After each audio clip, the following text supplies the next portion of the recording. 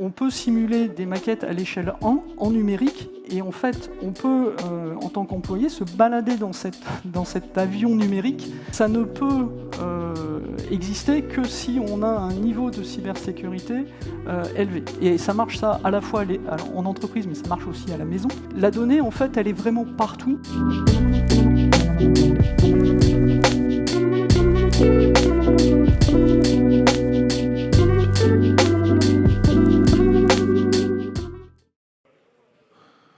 Bien, bonjour à toutes et à tous et merci d'être présents pour cette deuxième journée du festival de la mêlée numérique, donc un second jour très, très riche encore en événements, en actualité. Donc aujourd'hui, nous aurons ici dans cette salle une journée sur le VR Jam, une journée en parallèle à l'étage, une fois l'introduction de la matinée terminée, sur la cybersécurité. Une demi-journée sur le sport connecté avec le challenge d'innovation sur la Coupe du Monde de rugby 2023. Une après-midi sur le e-tourisme. Voilà. Donc vous verrez, une fois cette première partie terminée, les différents lieux où vous pourrez vous rendre, ou évidemment suivre cela à distance. Donc merci à Catherine Gestin. On est très heureux du partenariat cette année d'Airbus qui est très, très présent dans l'écosystème régional d'innovation. Et donc je vais vous laisser nous présenter un peu toute votre stratégie en ce domaine. Merci et bonne introduction à vous. Merci beaucoup. Bonjour à tous et merci à la mêlée numérique de nous avoir invités aujourd'hui. Donc juste peut-être pour commencer, je vais présenter un petit peu mon parcours. Donc en fait, moi je suis pas du tout ingénieur ou diplômé dans le monde du système d'information. J'ai fait l'ESC Lyon. Donc comme le dit le directeur, j'ai pas mal tourné après. J'ai fait ensuite 17 ans chez Accenture. Donc c'est là que effectivement j'ai commencé à développer un peu de compétences sur le domaine du numérique. Je suis parti en fait en 2007 au Canada pour rejoindre une entreprise qui s'appelle Rio Tinto, donc dans le monde de l'industrie de la mine.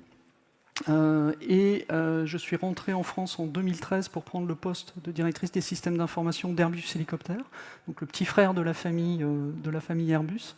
J'étais basé à Marignane.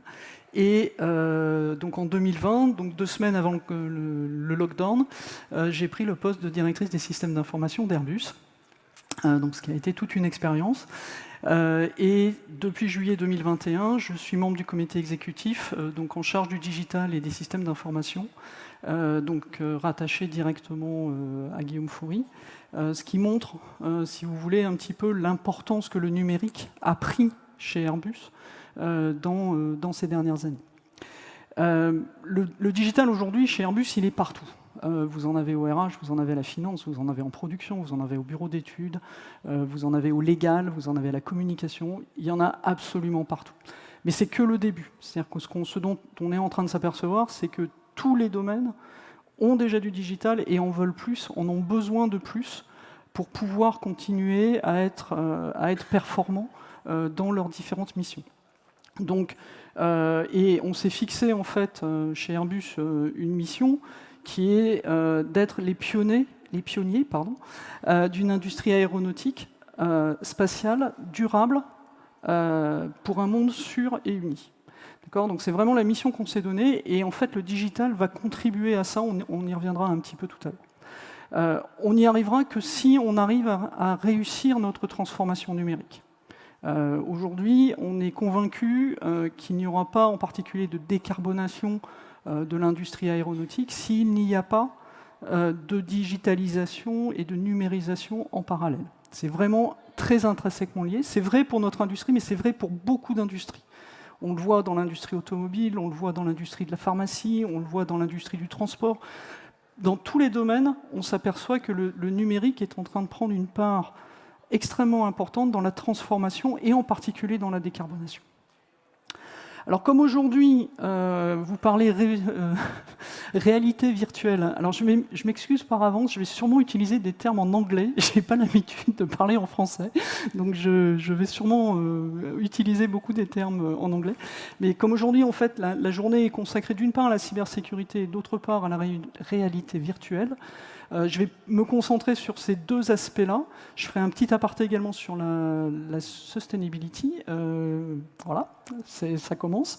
Mais je vais me concentrer là-dessus. Bien sûr, chez Airbus, c'est beaucoup plus vaste que juste la réalité virtuelle, juste la cybersécurité ou juste la transformation et la décarbonation. Alors si on commence par le digital twin et la partie réalité virtuelle, réalité augmentée, réalité mixte, hein, en fait, c'est un petit peu tout ça qu'on mélange. Quelque part, on commence aussi à faire un peu de métavers, même si ça reste encore très sporadique et vraiment des essais. On n'a pas encore complètement appréhendé ce qu'on va pouvoir faire avec le métavers. Mais aujourd'hui, en fait, ce qu'il faut comprendre, c'est que chez Airbus, en fait, on génère des téraoctets de données dans la conception de nos appareils, au travers effectivement des maquettes numériques, au travers des simulations que l'on fait en production. Pour commander les robots, tester et simuler au moment des essais en vol. Et puis après, tout au long de la durée de l'avion. Un avion aujourd'hui, et plus ils sont modernes, donc si on prend l'A350, plus ils sont modernes, plus ils génèrent de l'information. Et cette information, en fait, on la récupère quand l'avion revient au sol, et on l'analyse, ce qui nous permet de faire de la maintenance prédictive, donc d'anticiper la panne d'un équipement sur l'avion et de recommander à la compagnie aérienne de le changer avant que ce soit trop tard. Ça nous permet de faire un nombre de choses assez incroyables, d'optimiser nos stocks, ça nous permet de faire beaucoup de choses. Et donc, la donnée, en fait, elle est vraiment partout. Et aujourd'hui, ce qu'on essaye de faire, c'est vraiment d'avoir un jumeau numérique de l'ensemble de l'entreprise. Donc, jumeau numérique des avions, mais aussi jumeau numérique de notre outil de fabrication, jumeau numérique de l'ensemble de l'entreprise. De façon à effectivement pouvoir optimiser ensuite. Alors, l'utilisation et à partir de ces données, en fait, du coup, on peut faire de la réalité virtuelle. Alors, c'est pas nouveau chez Airbus. Hein. On fait de la réalité virtuelle depuis 2000, depuis le début des années 2000. Ça s'appelait à l'époque des cave rooms. Donc, c'est pas nouveau. Maintenant, ça se démocratise énormément parce que le coût des équipements pour faire de la réalité virtuelle s'est considérablement réduit. Aujourd'hui, un casque, même d'excellente qualité, j'étais hier au training center chez Airbus, on a des très jolis casques à 3 000 €, donc c'est encore un peu cher, mais une cave room, ça coûtait plusieurs millions il y a quelques années. Donc on a considérablement démocratisé l'utilisation de la réalité virtuelle. Alors aujourd'hui, où est-ce qu'on utilise la réalité virtuelle? J'en parlais dans la formation. Donc la formation pour nos clients. Donc ça peut être la formation des pilotes. Donc hier, j'ai fait un des exercices que l'on demande de faire aux pilotes sur une séquence de pré-démarrage et de pré-décollage qui est entièrement virtuelle. On le fait également pour les équipes qui font la maintenance des avions, pour les aider en fait et leur apprendre comment on fait la maintenance d'un faisceau électrique, comment on fait la maintenance d'un équipement spécifique de l'appareil. On l'utilise également pour la formation de nos propres collaborateurs. Donc alors, bien évidemment, nos pilotes de test, ça commence par là, les équipes qui font effectivement la maintenance des appareils de test ou des belugas que vous pouvez voir de temps en temps décoller de Toulouse, mais également pour nos équipes en production, pour faciliter par exemple l'apprentissage de la pose d'un faisceau numérique. Donc on fait simuler à nos collaborateurs l'opération avant qu'ils aillent la faire en réel. Donc on l'utilise pour la formation. Après, on l'utilise bien évidemment dans la conception de nos appareils. Donc les fameuses cave rooms dont je parlais tout à l'heure, c'est là que ça a commencé. C'était pour commencer à simuler mon avion, à quoi il va ressembler. Est-ce que les dimensions sont correctes? Est-ce que je peux le fabriquer facilement? Voilà, donc on va l'utiliser dans la conception. Et là, en fait, ce qui est très intéressant, c'est qu'on peut simuler numériquement tout un tas d'options sans avoir besoin de construire des maquettes physiques. Avant, ce qu'on faisait, c'est qu'on construisait des maquettes physiques, jusqu'à faire des maquettes à l'échelle 1, ce qui coûtait une fortune.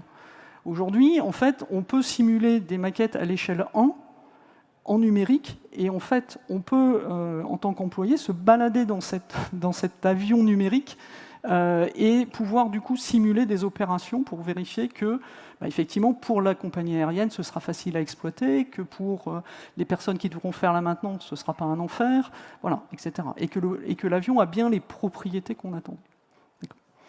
Le dernier cas, un autre cas d'usage que l'on a également, c'est en production. Pour s'assurer d'un point de vue qualité, donc on a les inspecteurs qualité qui vont porter effectivement des casques numériques et qui vont projeter sur l'avion physique la théorie, si vous voulez. Donc, par exemple, sur un cheminement électrique, on va pouvoir projeter sur la réalité du cheminement électrique ce qu'on aurait dû faire. Et donc ça lui permet d'éventuellement détecter une erreur de montage ou des choses comme ça. Même chose sur la pose des sièges qui sont à l'intérieur, vérifier que l'écart entre deux sièges est bien le bon et qu'on ne s'est pas trompé par rapport à l'accord qu'on avait avec la compagnie aérienne. Voilà. Donc, et les derniers cas d'usage dont on peut parler également, et je crois vous pourrez voir un exemple, alors pas sur un avion, mais sur un hélicoptère, c'est la simulation, c'est pour des utilisations marketing, donc c'est pour simuler avec les clients la cabine. Donc les sièges, la couleur, les racks pour ranger les valises, les galets pour mettre la nourriture et la boisson. Donc ça permet de simuler complètement en environnement virtuel avec nos clients à quoi leur cabine va ressembler demain dans le futur, et là encore de faire des simulations sans passer par l'étape de la maquette physique. Je pense que je vais m'arrêter là et je vais laisser quand même quelques exemples à Hervé. Donc si vous voulez en savoir plus, Hervé sera là, je crois, ce matin de 10 à 11, donc pour vous parler encore plus en détail de tout ce qu'on fait autour de la maquette virtuelle et de ce qu'on envisage de faire dans les années à venir. Donc Hervé est en fait la personne qui dirige en fait dans mes équipes tout cet univers-là. Donc c'est vraiment lui qui sait de quoi il parle en fait. Contrairement à moi. La cybersécurité. Donc tout ce dont je parle là, effectivement, ça ne peut exister que si on a un niveau de cybersécurité élevé. Aujourd'hui, je parlais tout à l'heure des téraoctets de data et de données que l'on génère chez Airbus. On est aussi extrêmement connecté avec le monde extérieur, donc on est connecté avec nos fournisseurs. Donc quand on parle de maquette numérique, une grande partie de cette maquette numérique est définie avec nos fournisseurs. On est connecté avec nos clients, bien évidemment, quand ils ont un incident ou quand ils ont une requête à nous faire. En fait, tout ça, ça se fait aujourd'hui avec des connexions électroniques. Et donc, on a la connexion de nos employés. On a vu avec le Covid et le développement du télétravail qu'effectivement, aujourd'hui, le bureau, c'est plus forcément les bureaux à Blagnac ou à Saint-Martin. Donc, on a la connexion également avec tous nos collaborateurs partout dans le monde, donc depuis les États-Unis, le Canada, jusqu'à la Chine, l'Australie, en passant par l'Inde, et j'en passe. Donc on a cette connexion complète avec le monde intérieur, avec le monde extérieur, et bien évidemment, on a besoin de se protéger. On a vu, et vous avez vu dans la presse, un nombre croissant d'attaques de type rançongiciel, qui mettent par terre pendant plusieurs semaines des entreprises. D'accord ? Bien évidemment que si ça devait arriver, je touche du bois, à Airbus, ça aurait des conséquences catastrophiques. Au moment du Covid, on a vu une explosion du nombre d'emails frauduleux. Je crois qu'on a fait plus 600% en l'espace de 2 mois. Donc on est rentré dans un monde où la menace cyber est partout. Donc chez Airbus, on prend le sujet très très au sérieux. On investit massivement dans la cybersécurité. Donc pour ceux d'entre vous qui sont dans ces métiers-là, ça représente à peu près 10%, je ne vous donnerai pas de chiffres, mais à peu près 10% de l'investissement digital d'Airbus. Donc c'est quand même pas rien. Et également en termes de recrutement, c'est une des disciplines dans lesquelles on recrute le plus chez Airbus. On investit également dans la formation de nos collaborateurs. Et on a fait deux choses un peu particulières cette année en matière de cybersécurité. On a d'abord créé une nouvelle société qui s'appelle Airbus Protect. Et je crois que Yann Berger fera une intervention également un peu plus tard dans la journée pour présenter cette société. Donc on a regroupé en fait l'ensemble des activités de cybersécurité d'Airbus, à la fois pour mieux protéger Airbus, mais aussi pour servir nos clients.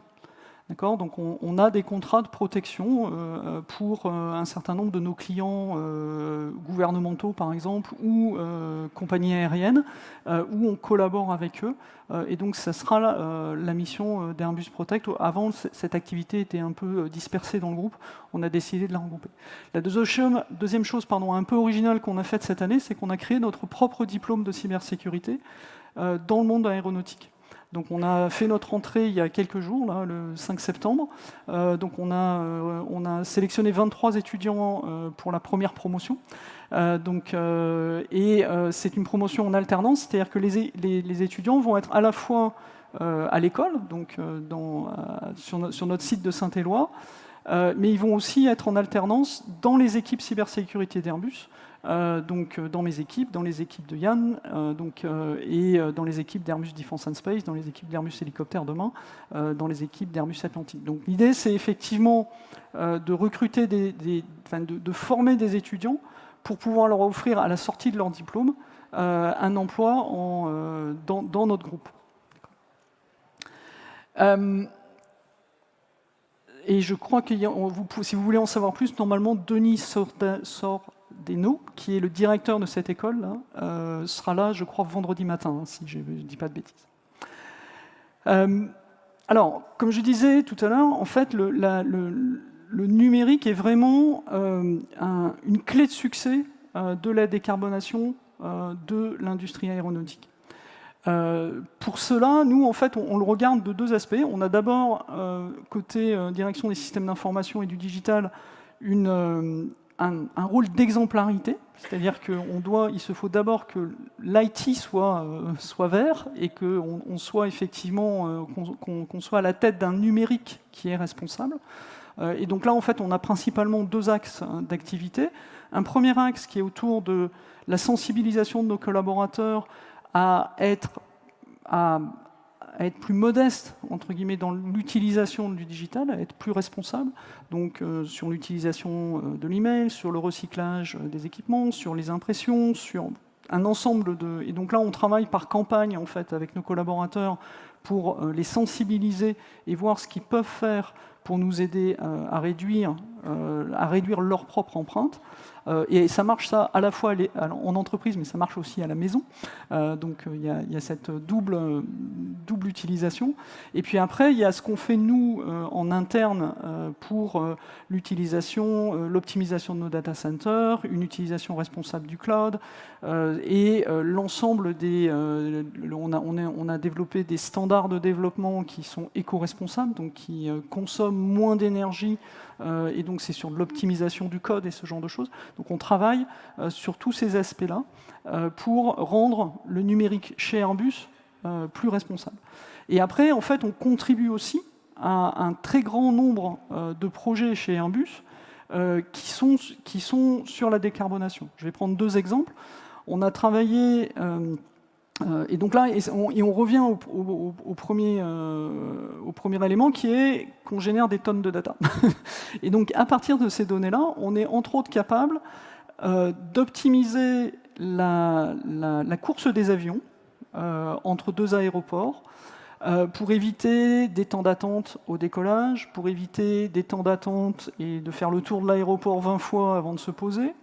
Et avec effectivement des techniques d'utilisation des données, d'optimisation et d'intelligence artificielle, on a permis, par exemple sur l'aéroport, donc c'était un partenariat avec l'aéroport de JFK à New York, de réduire pour chaque avion à peu près la consommation de kérosène de l'ordre de 300 kg pour chaque vol.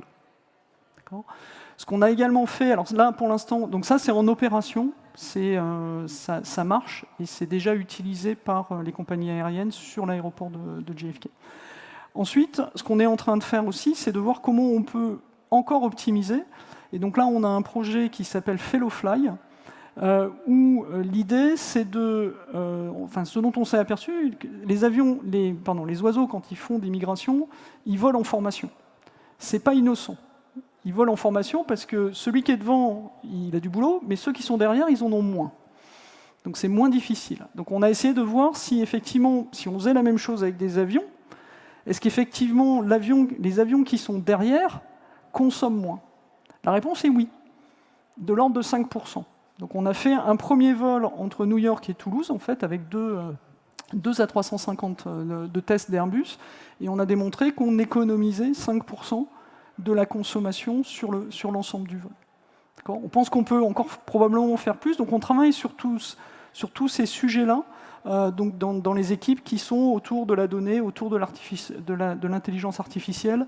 On a une équipe qui s'appelle Airline Science, qui travaille en fait sur tous ces sujets-là, et en collaboration avec bien évidemment toutes les autorités, parce que vous ne pouvez pas modifier effectivement les routes sans avoir l'approbation en fait, des autorités, d'Eurocontrol, etc.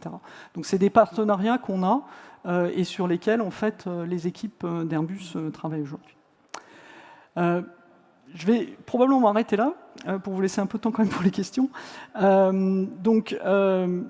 Simplement, pour terminer, dire qu'effectivement, toute l'explosion en fait, du numérique chez Airbus, ça nous oblige en fait à acquérir des nouvelles compétences, à en développer des nouvelles,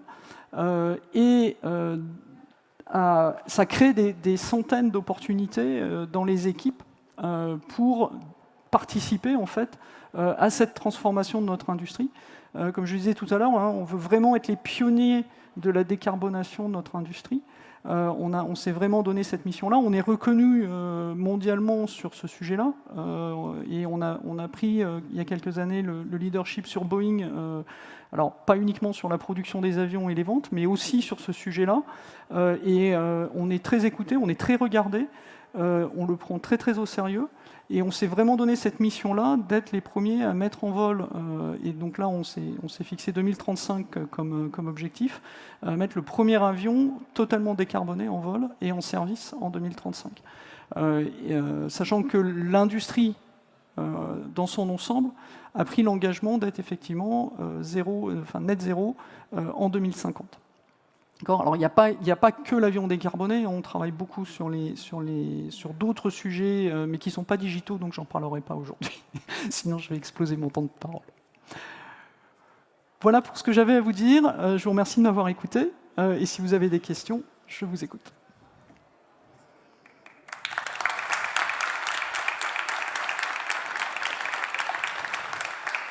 Bonjour, on a une question en ligne. Il y a des gens qui posent la question de la place des PME et du tissu local en fait dans justement la stratégie digitale et d'innovation d'Airbus. Question très orientée. Hein. Oui, je vois ça.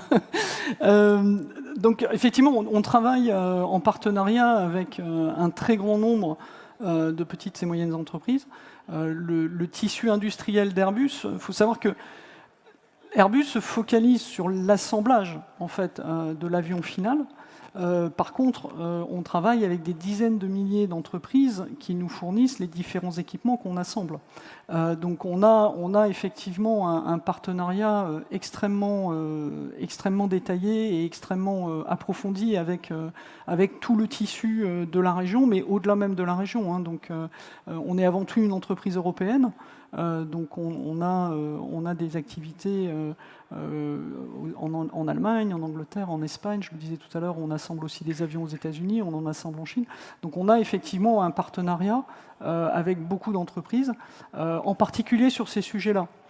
Sur tous ces sujets d'innovation, on a également des structures à l'intérieur même d'Airbus, hein, donc Scale-up, entre autres, qui travaillent effectivement sur ces projets-là en association avec des startups ou en association avec des PME et des PMI. Airbus Développement, je crois, a permis la création, si je ne dis pas de bêtises, de 1500 entreprises dans les dernières années. Donc ça existe, je crois, depuis 25 ans, c'est ça? Donc en 25 ans, on a permis l'émergence de 1500 entreprises dans le tissu régional. Et on va continuer parce qu'on a cette conviction que c'est important. Et puis c'est aussi un rôle de citoyen, enfin d'entreprise citoyenne, que de rendre à la région quelque part un peu de notre succès. Pas tout, mais un petit peu. Merci beaucoup. Est-ce qu'il y a une autre question dans le public? Ne soyez pas timide. Eh ben, c'était très clair. Merci beaucoup, Catherine. Merci à vous. Je vous souhaite une très belle journée.